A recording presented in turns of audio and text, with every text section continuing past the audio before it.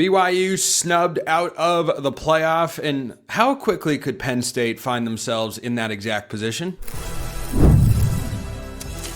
You are Locked On College Football with Spencer McLaughlin, your daily podcast on all things college football. Part of the Locked On Podcast Network, your team every day. Welcome, everybody, to another episode of Locked On College Football. I'm your host, Spencer McLaughlin. Thank you all so much for making this your first listen or your first view every day. It is part of the Locked On Podcast Network, your team every day, the number one sports podcast network out there. We'll dive more into BYU's insane, illogical, doesn't make any sense no matter how you look at it, playoff snub, Notre Dame. I'm going to rip on Notre Dame for about 10 minutes to wrap today's show, and I've got Zach Sako of Locked On Nittany Lions. What a show, which is brought to you by our friends over at Game Time. Download the Game Time app, create an account, use the code LOCKEDONCollege for $20 off your first purchase. Sako, you've got a coach there in Happy Valley. Matt Campbell is the head coach at Penn State, an 8-year deal. Boy, it better work out. How quickly could Penn State reinsert themselves into all of this madness and have wonderful debates had about them as to whether they get to play for a national championship or not? I mean, next season, immediately right out of the gate, you have a very the transfer portal and a good coach, the transfer portal and a favorable schedule. Spencer, you're going to look up the schedule and you're going to be like, holy smokes, there's no way that this team is anything but 10-2. At that point, USC and Michigan are the hardest teams on that 2026 schedule. But I love the hire for obvious reasons, especially with where the search was trending. Penn State did not settle by any means, and they're opening up the war chest to give Matt Campbell everything they can, every amount of leverage they can to get him started. They retain key assistants so far. He's bringing over others from Iowa State. There is reasonable expectation that Penn State can be 10-2. Who knows, right? But I'm not predicting it right now because we don't know how the roster is going to look, right? But there is a possibility to where they get this roster in a solid spot. I mean, he needs $30 million in NIL to go build a roster. That's not chump change. So you can, Matt Campbell is very well liked. I want to see him to be able to recruit with the necessary resources in this area. In this arena, I should say. That's what I meant to say. In this space when we have NIL in the transfer portal. So Penn State can get right back into it as soon as next year. You seem overall excited. And look, I think Matt Campbell is the best hire at this point in the cycle that you could have possibly made. Now, the last time this coaching search was discussed on this very program and many others, quite frankly, it was framed in the context of this is embarrassing, this is bad, this is a disaster. Pat Kraft is having audio leaked from various conversations, whether that's real or not. I haven't verified any of that, but it was all looking really, really bad. And then all of a sudden you hire a guy that is the best coach in the history of Iowa State football, who just won consistently for 10 years at a place where nobody had really won at a consistent rate before. Now he's going to a place where Penn State's done almost nothing but win for the last 20 years. They just haven't won the big game. As we know, that's what got James Franklin fired. And it's crazy how thin the margins really were. Penn State twice was one play from beating Oregon. And if one of those plays goes in their favor, boy, we're having a different conversation. We aren't having this exact conversation right now. So, by the way, you mentioned the schedule. No Oregon, no Oregon, no Ohio State, no Indiana on the schedule for Penn State next year, and a non-conference of cupcakes against Marshall, at Temple, and then against Buffalo as well. So I see your point. Mm-hmm. I don't know that it feels like there's such a big cultural reset required. Is Matt Campbell the guy to say, forget that past era, this is a brand new world, I'm going to, I hate using this comparison, but just kind of follow the general theme, I'm going to Curt Cignetti this and catapult you right back to the top? I mean, why can't that be the expectation? Again, until the roster is finalized, I'm not going to make any predictions, but it's on the table. That's at least an option. It's not they might go 6-6 or they could be under 500. Let's just hope they're getting to a bowl game because of the schedule, because of the randomness of the transfer portal. You don't know who's going to leave. You don't also know who's going to join Penn State. And you don't know who's going to enter the portal just overall. Penn State might have a position of need. The transfer portal gets an influx of talent at that specific position, and then you're pretty much set up for success right out of the gate, again, especially with an easier schedule. And it's not even the non-conference for me. It's the fact that they avoid Ohio State, Indiana, Oregon. Washington should be a challenge, right? USC is supposed to be better. That's at least their expectation. Michigan should be better. That's year two of Bryce Underwood. So I'm not predicting that they're gonna swamp all of those teams, but it's at least a possibility where I am more optimistic for the immediate future than I am pessimistic. If this goes poorly, just bear with me here. Number one, what does that look like? What is a bad year one under Matt Campbell? And number two, with an 8-year contract, what sort of leash does he have? Because when the coaching carousel went like this and the musical chairs went around, it looked like you're going to get left at the altar there without a place to sit. And you wind up with Matt Campbell, who I think some folks would have had inside a hot list of top 5 to 10 candidates when this coaching search began all the way back in October and has now finished itself up here in December. What is success in year one with the schedule, but what is a bad first year for Matt Campbell looking like? 500 or thereabouts, 6-6, 5-7. I will give a little bit of grace. Again, it's really ultimately dependent on the roster. If he has some trouble recruiting, right? This is his first year at Penn State. He's going to retain some key assistants that are still even to be determined at this point. Who's the OC? Who's the DC? What other key position coaches are you going to have? Once it's finalized, then I'll have a better understanding, of course. But if you do put together a B+ type of roster and coaching staff, and you go 6-6 in a schedule that is extremely favorable, no Ohio State, no Oregon, no Indiana, Michigan and USC are those big games with possibly Washington as well. Say you should win all the other ones guaranteed, except for those 3. So 9-3, if you go 8-4 and you lose a game, it's like circumstantial. Okay, so be it. But 6-6, where you're struggling with the below mid-tier opponents, that's an unsuccessful first season. But if you're able to take the transfer portal by storm, start working some of the recruiting connections, build some relationships in the state of Pennsylvania, and you go 9-3, even if you don't make the college football playoff, I'm very content with that as a first season. Last thing for you, Seiko. Would you have put BYU in the playoff? No. Why not? No, it's simple for me. They lost they went 1-2 against top 25 teams. Alabama went 4-2 against top 15 teams. But that's not the team that they were directly compared against. It was Miami. Miami is the lowest seeded at-large team. Well, so I know that BYU against Miami. BYU is a better strength of schedule, better strength of record, and has a better overall record and plays in a slightly better conference. I think that's what comes down to brand recognition, right? I'm surprised Notre Dame didn't get in. I really can't believe they put in Tulane and James Madison over Notre Dame. I thought it was going to be because Miami. They had to.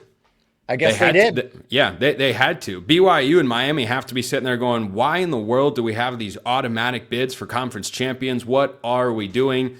And also Duke, the chaos team. Duke sent the Dukes into the college football playoff. They'll play Oregon on December 20th. Zach Seiko, Locked On Nittany Lions. Great, as always. More on the snub that I'm still trying to wrap my head around. First, this episode brought to you by our friends at Game Time. The World Cup is coming back to North America for the first time since 1994. And with 48 teams for the first time ever, it's going to be massive. But let's be honest, getting tickets is usually the hardest part. That's why the Game Time app is clutch, finally giving fans a real advantage when it comes to snagging seats. With Game Time, you can track price drops in real time, get alerts when great seats open, and buy tickets the moment they hit the app. It puts the power back in your hands and makes going to the World Cup realistic instead of impossible. I have used Game Time myself to go to sporting events and to go to comedy shows, and I've never had a problem. Process has been great. And each time I have compared the tickets I'm getting with tickets that are the exact same with other ticketing services, and I've saved money. The process is really good. Game Time's the way to go. Take the guesswork out of buying World Cup tickets and every match, concert, or event with Game Time. Download the Game Time app, create an account, use code LOCKEDONCollege for $20 off your first purchase. Terms apply. Again, download the app, make an account, use code LOCKEDONCollege for $20 off. Swipe, tap, ticket, go, Game Time. Welcome back to the Locked On Snubs Network. The king of snubs is here. Jake Hatch of Locked On BYU Cougars. Honestly, I've been searching for the anger, Jake, inside of me, but the overwhelming emotion is disappointment. I am disappointed in the committee because this doesn't make any sense. I am disappointed for the fans in Provo that they don't get to see their team go to the college football playoff when they had a good enough season to do that. What is their mood right now? I think you're right. I think it's disappointment. I think the anger kind of subsided a while ago because the writing's been on the wall. If anybody's been paying attention with this playoff committee since the rankings started coming out, Spencer, they were doing everything within their power to downgrade BYU and to find a way to leave them on the outside looking in, despite the fact that BYU had very favorable metrics, much like programs like Miami and Alabama who ultimately got into the field. I know that BYU didn't take it as far as Notre Dame did in terms of, actually not playing in a bowl game because they were all up in their feels that much about it. But I think there's a lot of disappointment around BYU, and I guess the whole thought process is maybe at some point BYU will finally get a smidgen of respect from the playoff committee. Joining the Big 12 doesn't appear to have gotten them that. I guess they'd have to go 11-1 in the SEC. I guess. Well, here's the thing: Alabama lost their conference title game and did not get downgraded. BYU did, and they got downgraded. Make that make sense. If we're going to have rules that are uniform, they should be applied uniformly. But this playoff committee, Hunter Yurachek looks like a complete buffoon up there with his mouth gawking half the time. He doesn't have a good answer for anything. They just don't apply these things uniformly across the board. And it's all about the Big Two. It's about the Big Ten. It's all about the SEC. It's very, very clear. Yeah. I'm typically someone, Jake, that comes on my show and tries when the situation presents itself to tamp down the tinfoil hat conspiracy crowd. Sure. Because almost always the tinfoil hat conspiracy crowd is just looking for attention, is just looking to get frustration out, is just trying to have some fun, any number of those things. If you're one of those people that and I said a while ago, I set some tinfoil aside. I used tinfoil for my air fryer when I was cooking dinner earlier tonight. It was very good. Thank you for asking. And I set some aside because I said I might need to put a hat on. I don't have my hat with me because I learned that I can't make a very good looking hat that would have stayed on my head. That was what I concluded, yeah. Jake. And ultimately, I don't know how I would go about talking to a BYU fan that says ESPN was biased against us and they didn't like us from the start, be it we're in the Big 12 or because we're BYU, whatever the reason is, there's something in there. I don't know how I would make the argument. Like even when I don't agree with a particular perspective, yeah, I try to be able to at least understand where the other side is coming from. I don't know where they're coming from here. Let me read you a few things that you probably already know. Miami's strength of schedule, 45. BYU's 22. Miami's strength of record, 14. BYU's 9th. One team made the conference championship game in a better conference with a better regular season record. The other team did not. BYU's only loss is to a top 4 team, and Miami's lost to 2 unranked teams. How does one explain any of that? You can't. It's just it's blatant. It's out in the open. And the crazy thing is, Spencer, BYU's history with ESPN up to this point have been a very strong one. Remember, BYU has the historical notoriety of having played the very first college football game ever televised by ESPN back in the 1980s. They played against Pitt in 1984. They also got an exclusive contract from ESPN when they went independent in 2010, and ESPN was very quick to sign them to that deal. I don't know what's changed since BYU joined the Big 12 Conference, but man, the worldwide leader, they've got a problem, and they don't want to deal with BYU, it appears. The number of times that teams' resumes were put on coverage of the college football playoff in the last 2 weeks on ESPN that showed the number 9 team, the number 10 team, and then they ignored number 11, and then they went straight to the number 12 team. What was astonishing. On the actual selection show, like this has been a bad look of a week for ESPN in a number of areas, and this is just one of them. But on the actual selection show, I don't think the words BYU or the letters BYU came out of anyone's mouth until they were listed as the second team out. I watched the show, and you're right. They were very reticent to say those 3 letters, and it's been part of the deal, it feels like, for weeks now. So that's why I said I think the anger, for the most part, from Cougar Nation has subsided. It's more about disappointment and just looking at it and saying, what do we have to do here? Because BYU, they're 22-4 over the past 2 seasons, Spencer, and there's a feeling that how much more do we have to prove? And you're right. Maybe it is the fact that they needed to prove it in the SEC or whatever. Here, I'm at a loss. I really don't have anything good to say other than to say that the playoff committee, they got it wrong. They did BYU wrong. They did Notre Dame wrong. And all this is going to do, it feels like, is force us to at least 16, maybe 24 teams to try and appease everybody. But even then, I'm not that big of a fan of it. I think 12 is still a pretty darn good number. The problem is the rules that have been set forth by this committee, the bylaws that they said they're going to do things by, favor 1 or 2 conferences and not all of them. I want to go to something you touched on in there. Why do you think Notre Dame was treated wrongly?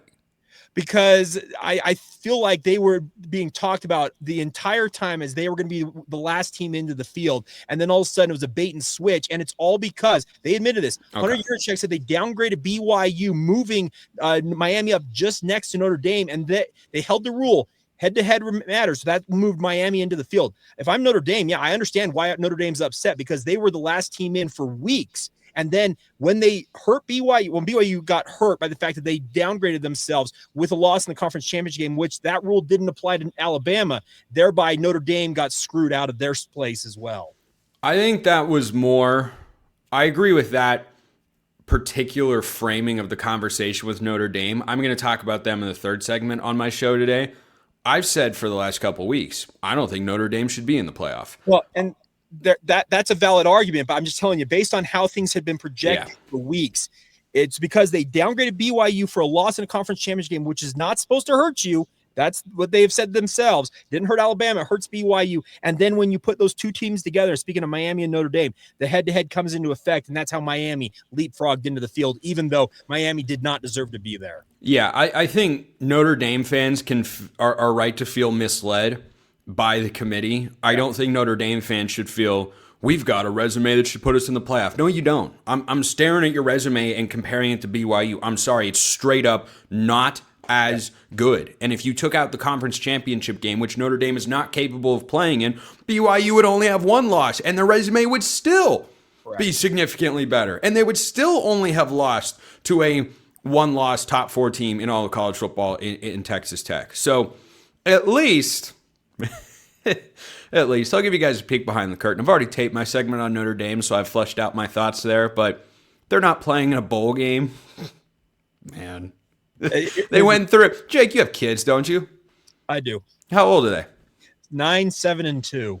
Does the 2 or 7-year-old, or heck, maybe the 9-year-old, if I think back to my own childhood, ever just throw a fit and run into the corner and stomp his or her feet and say, no, I'm not playing anymore? Is there a day that ends in Y? I'm just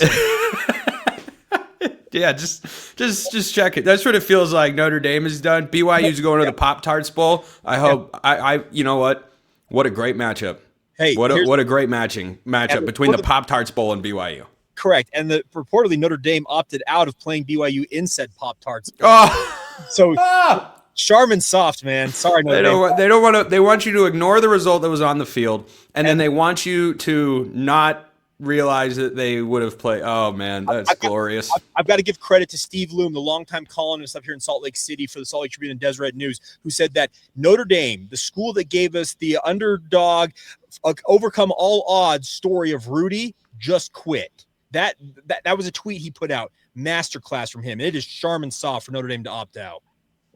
Could not agree more. I'm going to go into that further on the third segment of today's show. Jake Hatch, Locked on BYU. Great, as always. Stick around for that, won't you? First, this episode brought to you by Omaha Steaks. The holidays come with two big goals: feeding people well and finding gifts they'll actually love. And when you want both handled in one move, Omaha Steaks is the way to go. From hosting to gifting, they deliver the world's best steak experience right to your door. Because during their Sizzle All the Way sale, you can stock up and save in a huge way. 50% off site-wide at omahasteaks.com. And it gets even better. Locked On College listeners can get an extra $35 off with the code COLLEGE at checkout. So if you like great food, especially great meats, Omaha Steaks is the place to go. You want to give a gift to someone that likes great meat or great steak? Omaha Steaks is indeed the place to go. Save big on gourmet gifts and more holiday favorites with Omaha Steaks. Visit omahasteaks.com for 50% off site-wide during their Sizzle All the Way sale. And for an extra $35 off, use the promo code COLLEGE at checkout. Terms apply. See site for details. That's omahasteaks.com, code COLLEGE. So for my entire life, there has been a villainous component to Notre Dame because they've got their own TV contract with NBC. They don't have to play in a conference. They're their own thing. They've been very easy to dislike over the years. Marcus Freeman changed that. He really did. Because Brian Kelly's a guy that's, he's got a little stiffness to him, little rigidity, little bit of, a mercenary as a coach. Wasn't always the most likable guy at Notre Dame. Won a lot of football games, did very well, but people didn't gravitate towards him for no reason. Marcus Freeman changed that. Marcus Freeman took a Notre Dame team last year and put on in the playoff one of the best coaching performances I've seen. I don't think Notre Dame could have done better in the playoff last season. With the team that they had, the limitations, especially in the passing game, that they played a one-possession game in the national championship and were one stop from having a chance to drive for the tie, nothing short of remarkable.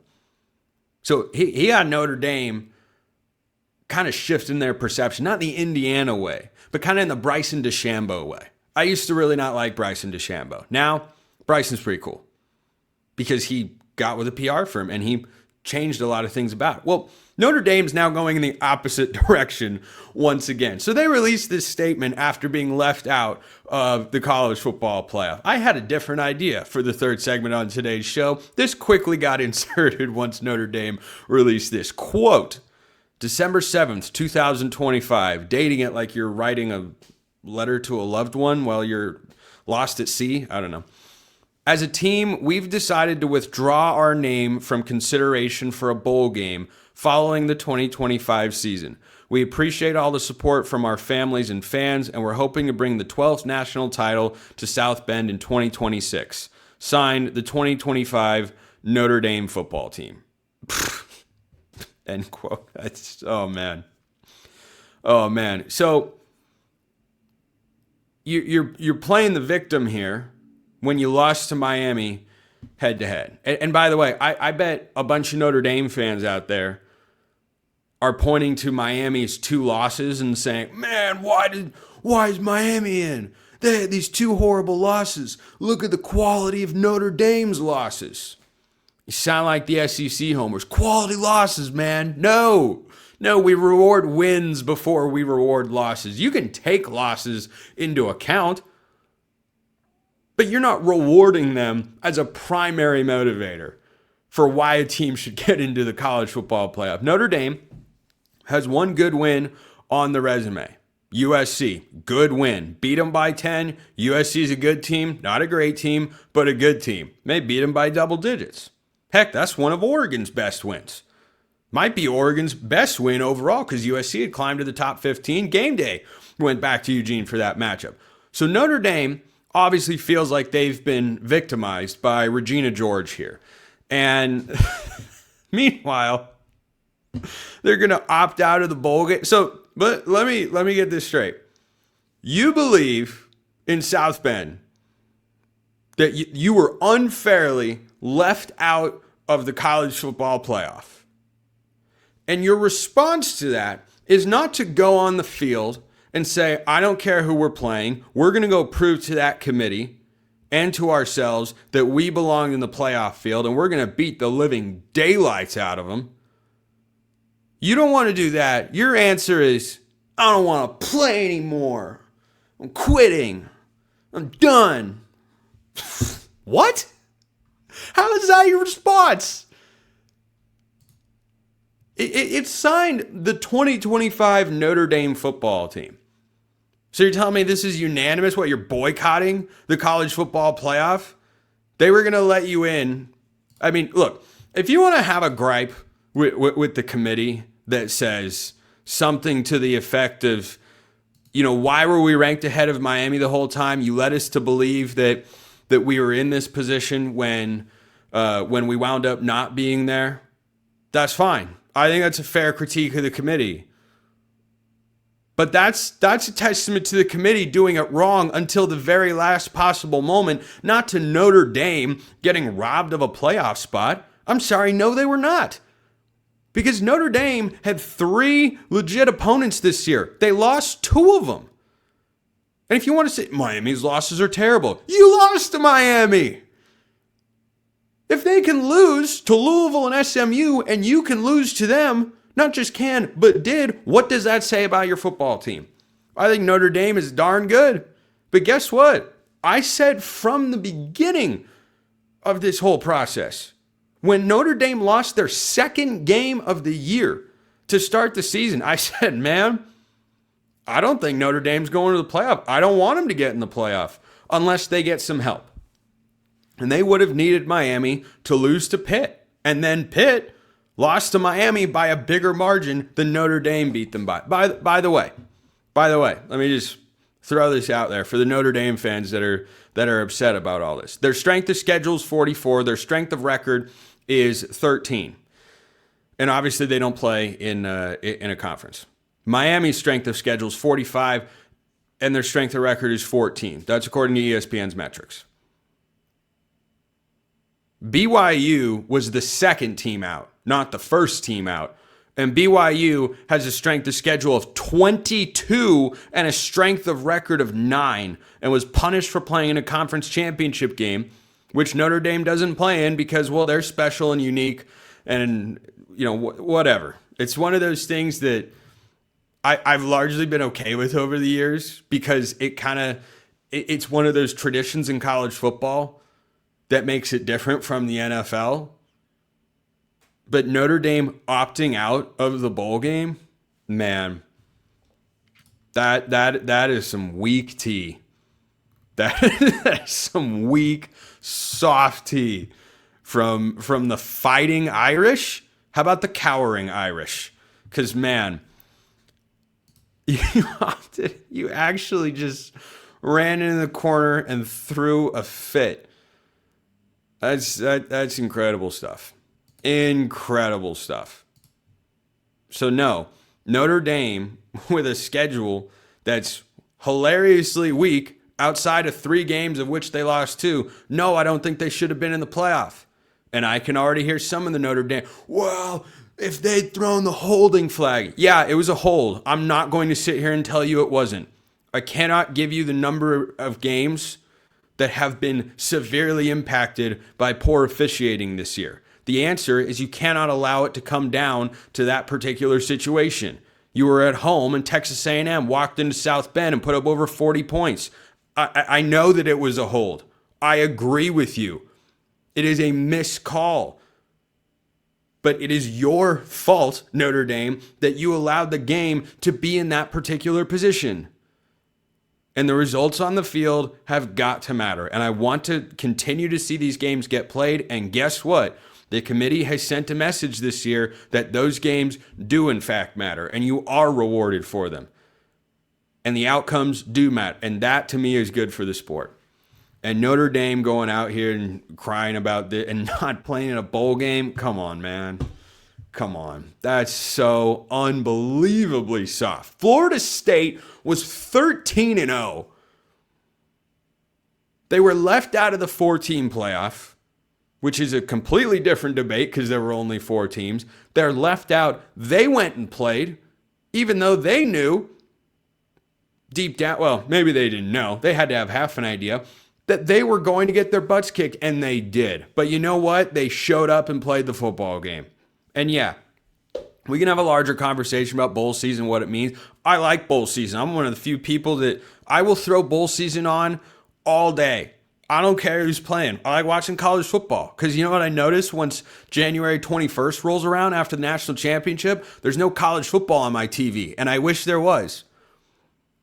Are more teams going to start doing this? Gosh, I hope not. Could they? Yeah, it's entirely possible.